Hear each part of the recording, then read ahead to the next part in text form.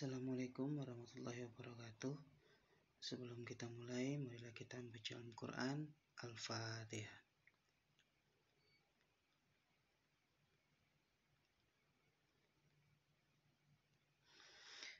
Hari ini kita coba lanjut materi mata kuliah Artificial Intelligence. Materi yang akan kita bahas hari ini adalah kita berbicara tentang General Problem Solving. Nah, jadi kalau kita bicara problem solving, berarti ada sesuatu yang kita sebut dengan yang namanya masalah. Nah, jadi kita coba lihat apa sih definisi masalah dalam kecerdasan buatan.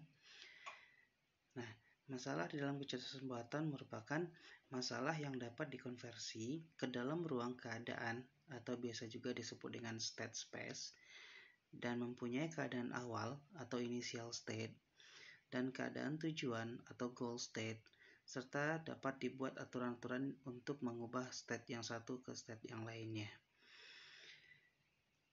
Nah, jadi di dalam kecerdasan buatan ada istilah yang namanya masalah, ruang keadaan, dan aturan. Nah, jadi untuk mendeskripsikan masalah yang baik, itu perlu dilakukan pertama definisikan dulu sebuah ruang keadaan atau state space, di mana ruang keadaan merupakan sesuatu yang berisi semua keadaan yang mungkin terjadi.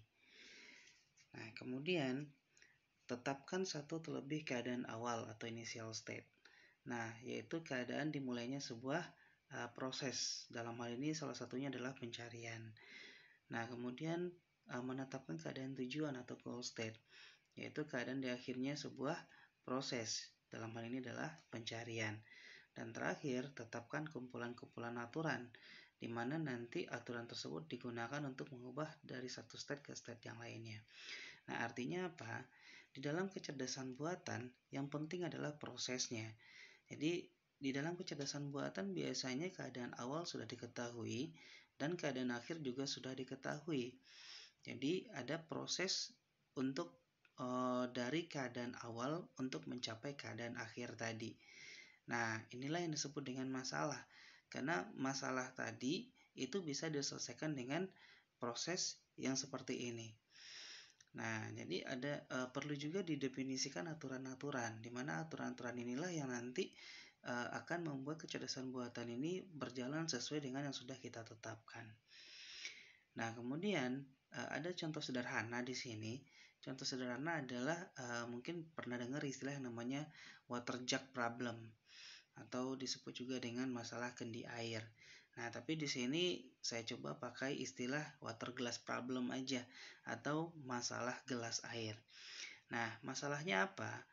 Ada kondisi di sini bahwa ada dua buah gelas yang berbeda bentuk, yang masing-masing kapasitasnya adalah 4 liter dan 3 liter.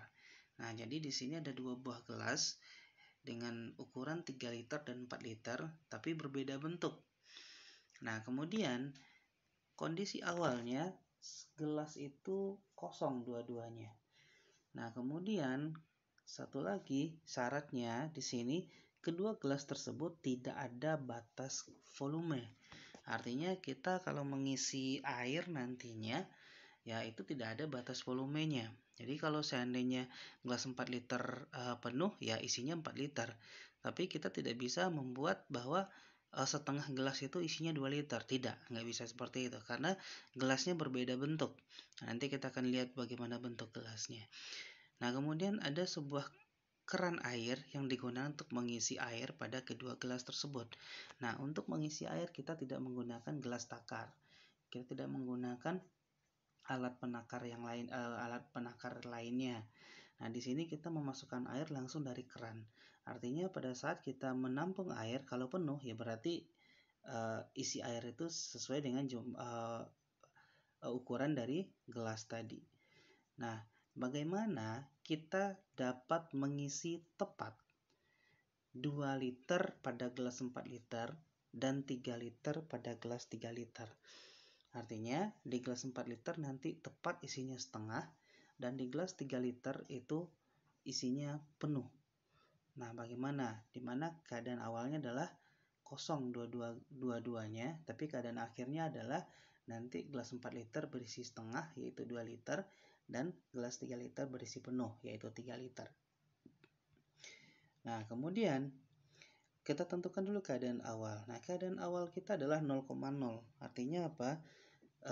Gelas 4 liter kita asumsikan nilai-nilai X, gelas 3 liter itu adalah nilai Y. Berarti kalau keadaan awalnya dua-duanya kosong, berarti X, Y itu adalah 0,0. Kemudian keadaan tujuannya adalah 2,3, karena target kita adalah 2 liter di gelas 4 liter dan 3 liter di gelas 3 liter. Nah, kemudian bagaimana cara kita mengatasinya? Nah, tadi kita sudah punya ruang keadaan, kita sudah punya keadaan awal, kita sudah punya keadaan akhir. Nah, kita butuh aturan-aturan di dalamnya. Nah, aturan-aturan ini biasanya itu semua keadaan yang mungkin kita lakukan. Nah, jadi kondisinya adalah ada 8 aturan yang kita punya nanti. Pertama, isi penuh gelas 4 liter. Ini mungkin terjadi. Nah, apabila gelas 4 liternya isinya kosong atau isinya tidak penuh. Nah, bisa kita lakukan isi penuh gelas 4 liter. Kemudian yang kedua, isi penuh gelas 3 liter. Sama juga, bisa kita lakukan apabila isi gelas 3 liternya kosong atau isi gelas 3 liternya tidak penuh. Nah, kemudian aturan ketiga, kosongkan gelas 4 liter. Nah, kita akan kosongkan gelas 4 liter apabila gelas 4 liternya penuh atau gelas 4 liternya ada isinya. Jadi bisa kita kosongkan, artinya kita tuang, kita buang air di dalamnya. Nah, aturan keempat, kosongkan gelas 3 liter. Berarti nanti gelas 3 liter tadi, ya asumsinya gelasnya penuh atau gelasnya ada isinya.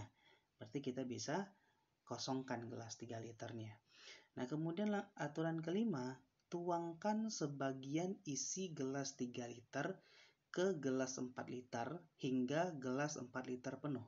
Nah, logikanya kan nggak mungkin. Cuma kondisi seperti ini bisa dilakukan apabila misalnya di gelas 4 liter sudah ada terisi 3 liter misalnya. Nah, di gelas 3 liter juga terisi 3 liter. Jadi kita bisa pindahkan ke gelas 4 liter sampai ke gelas 4 liter itu penuh. Artinya kalau tadi di gelas 4 liter itu ada 3 liter isinya, berarti kita tambahkan 1 liter dari gelas 3 liter dan gelas 4 liternya akan penuh. Nah, kemudian di gelas 3 liternya akan berkurang 1 liter yaitu menjadi 2 liter. Nah, kemudian juga di aturan ke-6, tuangkan sebagian isi gelas 4 liter ke gelas 3 liter hingga gelas 3 liter penuh. Nah, ini juga mungkin terjadi. Walaupun nanti kondisinya adalah gelas 4 liternya penuh, kemudian gelas 3 liternya kosong. Kita tuangkan sebagian. Sebagian itu bukan setengah ya. Sebagian itu berarti ada yang kita tuangkan ke gelas yang satunya. Berarti kalau kondisi gelas 4 liternya penuh, kondisi gelas 3 liternya kosong, kita tuangkan sebanyak 3 liter ke gelas 3 liter, berarti sisa 1 liter di gelas 4 liter. Nah, kemudian aturan ke-7, tuangkan seluruh isi gelas 4 liter ke gelas 3 liter. Nah, logikanya juga tidak masuk kalau seandainya gelas 4 liternya penuh. Tapi kalau gelas 4 liternya terisinya cuma 1 liter dan gelas 3 liternya isinya cuma 1 liter juga. Nah, berarti kan masuk akal. Jadi gelas 4 liter dituangkan semuanya, berarti gelas 4 liter jadi kosong, gelas 3 liter jadi 2 liter isinya. Nah, kemudian juga di aturan ke-8, tuangkan seluruh isi gelas 3 liter ke gelas 4 liter. Nah, ini masuk akal. Kalau kondisinya adalah gelas 4 liternya isinya 1 liter atau tidak ada isi sama sekali. Jadi kita tuangkan seluruh isi gelas 3 liter ke gelas 4 liter. Nah, jadi ini ada 8 aturan yang mungkin bisa kita gunakan nanti dalam menyelesaikan masalah water glass problem ini tadi. Nah, kemudian kondisi awal tadi adalah 00. Artinya di gelas 4 liter isinya kosong, di gelas 3 liter isinya kosong. Nah, bagaimana cara kita mendapatkan keadaan akhir gelas 4 liter isinya 2 liter dan gelas 3 liter isinya 3 liter. Nah, jadi angka yang di dalam gelas itu adalah jumlah liter di dalam gelas, jumlah air yang ada di dalam gelasnya sekarang. Nah, yang di bawah itu adalah ukuran gelasnya. Nah, langkah pertama adalah tentukan keadaan awal. Berarti keadaan awal kita 00. Berarti kita mulai dari keadaan awalnya 00. Nah, kalau keadaan awal kita 00, berarti aturan yang mungkin dijalankan hanya 2, yaitu aturan 1 dan aturan 2. Tadi aturan 1 adalah isi penuh gelas 4 liter, aturan 2 isi penuh gelas 3 liter. Nah, di sini saya pakai aturan 1. Saya menjalankan aturan 1, yaitu isi penuh gelas 4 liter. Nah, kalau kita isi penuh gelas 4 liter, berarti gelas 4 liter isinya 4 sekarang dan gelas 3 liter tetap 0. Nah, itu keadaan setelah kita jalankan aturan pertama. Nah, keadaan inilah menjadi keadaan awal di proses berikutnya. Jadi keadaan awalnya menjadi 40 sekarang. Nah, kalau kondisi 40, kemungkinannya adalah pertama adalah kita kosongkan lagi gelas 4 liter mungkin. Keadaan kedua adalah kita isi gelas 3 liter penuh. Bisa jadi. Atau keadaan berikutnya adalah kita tuang dari 4 liter ke gelas 3 liter. Berarti kalau kita tuang sampai gelas 3 liter penuh, berarti aturan 6 yang saya pakai. Tuangkan sebagian isi gelas 4 liter ke gelas 3 liter hingga gelas 3 liter penuh. Berarti gelas 4 liter sisa 1 liter dan gelas 3 liter sekarang penuh isinya. Nah, ini adalah keadaan akhir setelah kita menjalankan aturan ke-6. Nah, kemudian keadaan akhir ini menjadi keadaan awal di proses selanjutnya. Nah, jadi kondisi awal kita adalah 1-3 sekarang. 1 di gelas 4 liter, 3 di gelas 3 liter.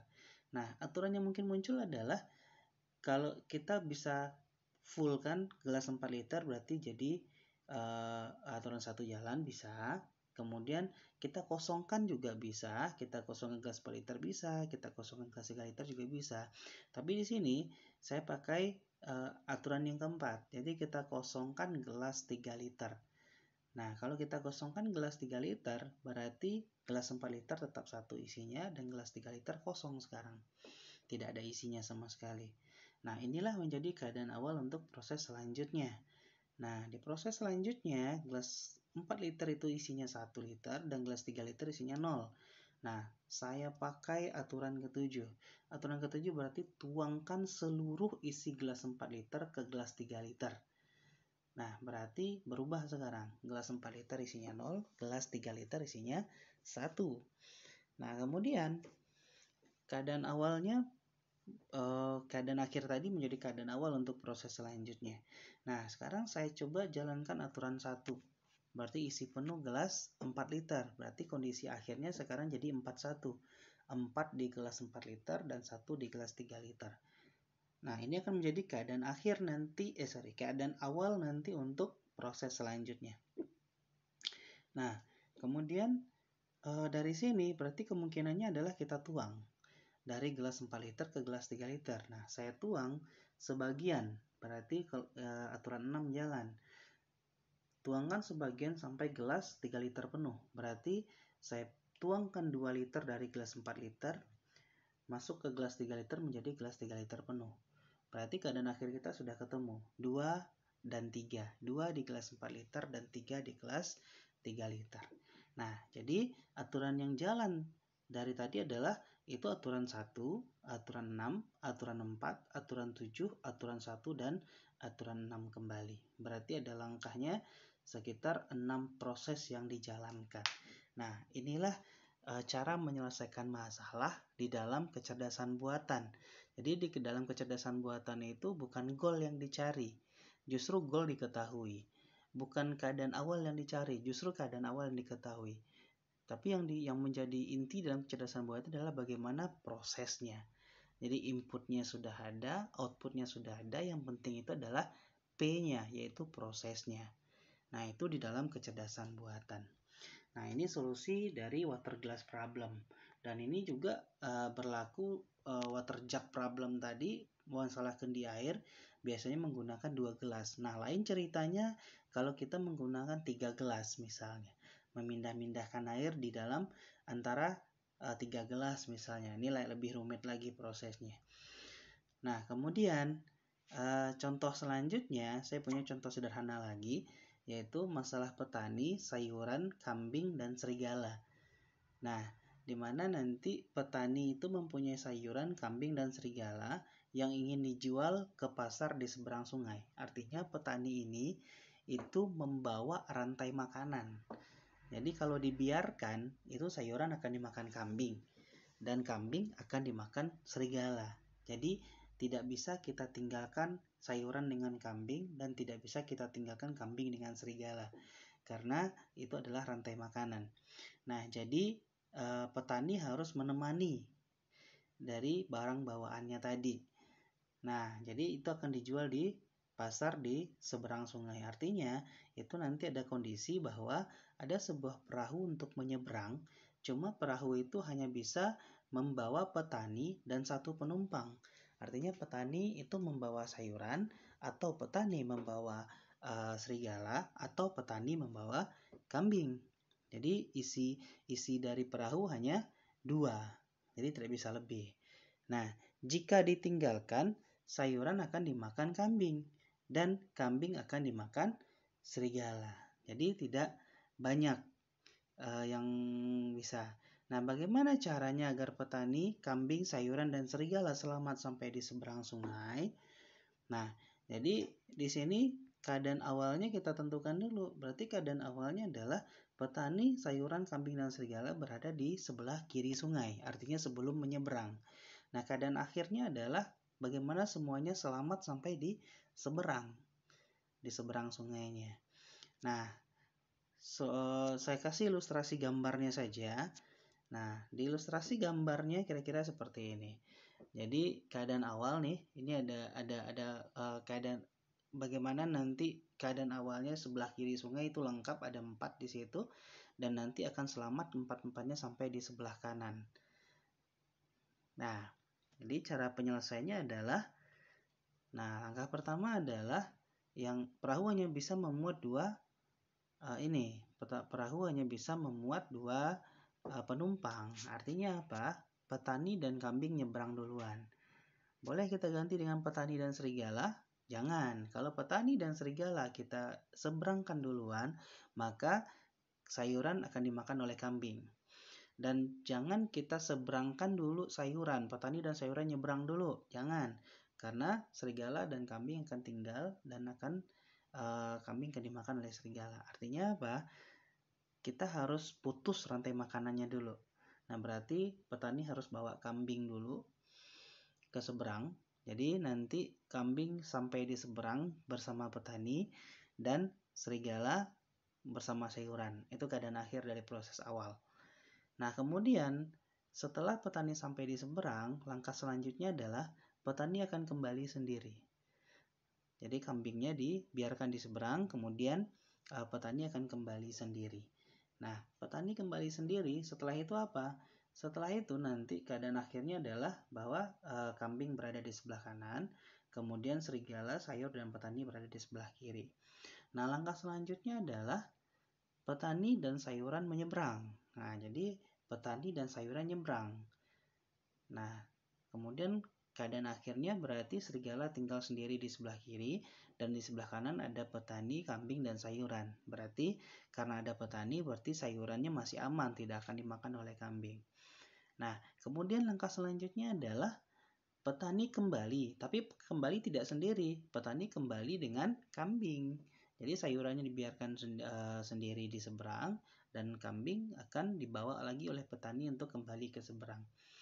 Nah, kembali, kemudian berarti kondisinya adalah sayuran berada di sebelah kanan, kemudian petani, kambing, dan serigala berada di sebelah kiri. Berarti kambingnya masih aman, tidak akan dimakan serigala karena petaninya ada di sebelah kiri. Nah, kemudian langkah selanjutnya adalah petani bawa serigala. Nah, kambing ditinggal, tapi petani bawa serigala, diseberangkan ke seberang.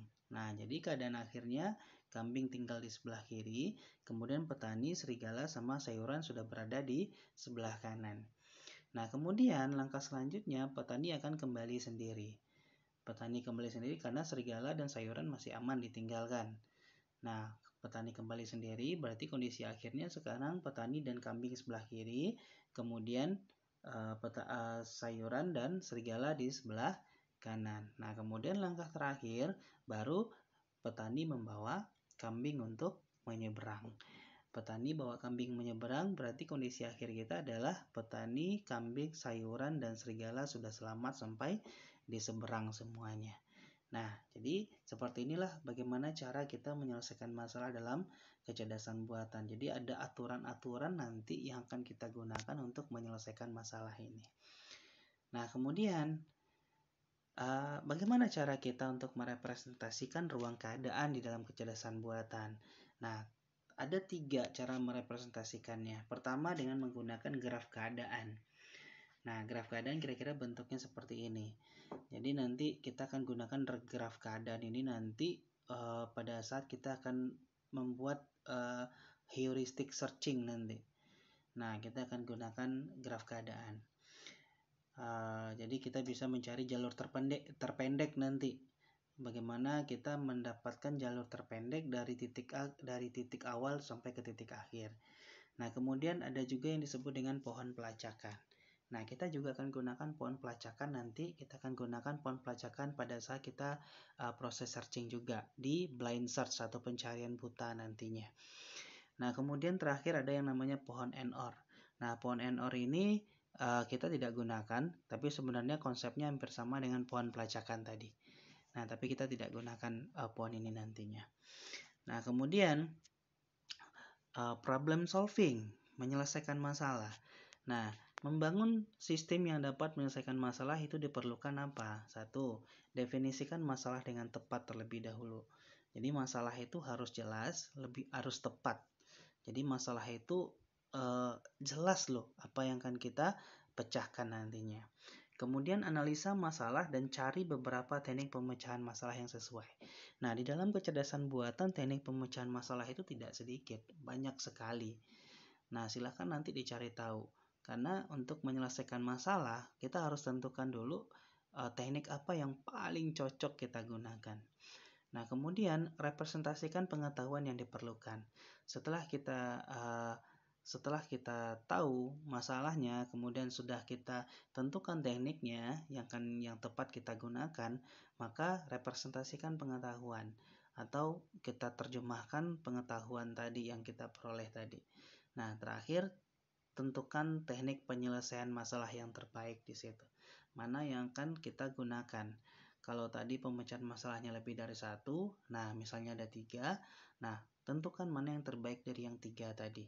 Nah, itulah yang akan kita gunakan untuk menyelesaikan masalah atau problem solving tadi. Nah, kemudian teknik pemecahan masalah yang dapat digunakan. Nah, secara garis besar itu ada 4. Ada istilah searching, pencarian, kemudian reasoning, penalaran, kemudian planning, memecahkan masalah, dan learning, mampu belajar dari pengalaman. Nah, apakah kita akan bahas semuanya? Tidak. Kita hanya bahas satu saja, yaitu searching saja. Nah, kita akan masuk di pertemuan minggu depan. Kita akan mulai dari teknik searching dalam kecerdasan buatan. Itu ada 2, yaitu blind search, pencarian buta, dan heuristic search, yaitu pencarian terbimbing. Nah, mungkin untuk reasoning, planning, dan learning silahkan dicari tahu, silahkan browsing, silahkan cari di internet. Itu banyak sekali referensi-referensi yang berhubungan dengan teknik pemecahan masalah ini. Nah, itu saja untuk pertemuan hari ini. Terima kasih atas perhatiannya. Kita tutup, kita akhiri dengan bacaan Al-Quran. Al-Fatihah.